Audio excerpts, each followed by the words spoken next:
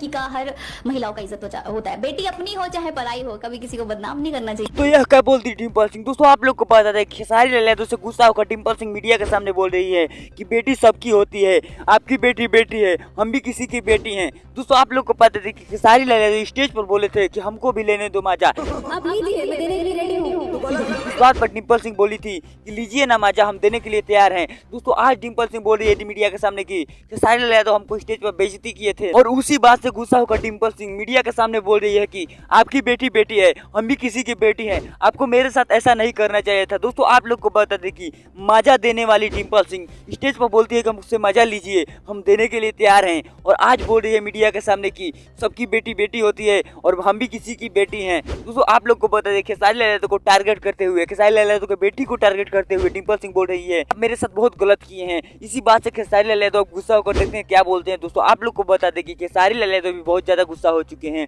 और डिम्पल सिंह स्टेज पर मजा देने के लिए तैयार है, और पीठ पीछे ये सब बोलती है डिम्पल सिंह कभी सुधरने वाली नहीं है। दोस्तों डिम्पल सिंह जिसकी है उसी की रहेगी। दोस्तों आप लोग को बता दें कि डिम्पल सिंह कभी भी नहीं सुधर सकती, और खेसारी लाल यादव के बारे में उल्टा बोलना यह कभी नहीं छोड़ सकती, क्योंकि पवन सिंह का चमचाई करके ये आगे आई है, और पवन सिंह का चमचाई करना हमेशा चाहती है, खेसारी लाल यादव की तरफ कभी भी नहीं आएगी। इसी बात पर गुस्सा होकर खेसारी लाल यादव कुछ बोलना चाहते थे पर रुक गए। खेसारी लाल यादव के पास भी मीडिया वाले आए थे, उस बात को सुने भी थे खेसारी लाल यादव, फिर भी नहीं कुछ बोले।